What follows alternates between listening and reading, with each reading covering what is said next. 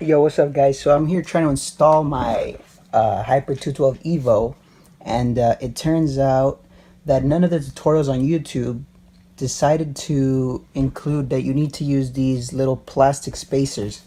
And the manual really sucks at explaining it, but if you guys see on the manual, it comes with 4 of those plastic things, right?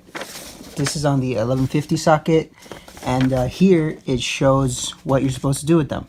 So I had no idea why my cooler bracket thing wouldn't fit the screws. There was too much space in between them. It turns out you need to be using these little plastic things like that. So you put the plastic thing face up like this.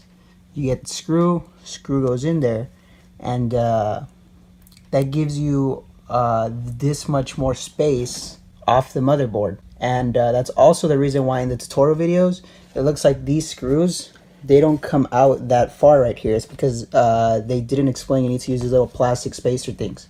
But once you do that, you should be fine, and you won't need to force it down really hard to get it in there. So there you go, I have them installed now. This is what they should actually look like once you have those little rubber spacers installed. Before, the screw in the middle was protruding like all the way out here. And on the YouTube tutorials, everybody's was down there, and I couldn't figure out why. It was because of those little spacers that, no, I can't believe nobody has mentioned it in any of the tutorials, but it's such an important piece.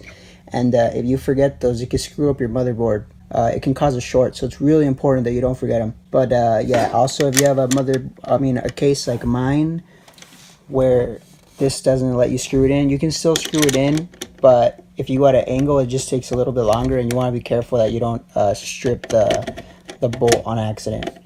But that's still tight enough, and it lets you tighten it up at an angle like that. And then this is what they will look like from the inside. You can see the little plastic pieces are there and there and there and there, and they give you about a quarter or eighth of an inch higher, so that the screws from the heatsink have a much easier time going in.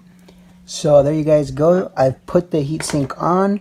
Now you guys can see it is so flush with the 4 holes, whereas before, when I would screw one corner in, the other opposite corner would be really high, and there was just no way it was going to get anywhere close to it.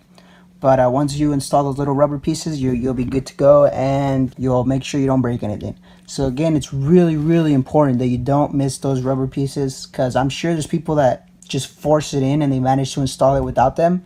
It's gonna end up causing some damage, or you're gonna short something out. It's so important that you include them. And I think the Hyper 212 instructions should definitely be more clear on this part right here, because it's so easy to miss that if you're not really careful, because of the fact that it comes with a bunch of extra pieces that you don't need. I assume that those rubber pieces were for another build or for another socket. But yeah, let me know if this was helpful to you guys. If it was, I hope you guys leave a like, comment, and subscribe, and I'll see you guys in the next one.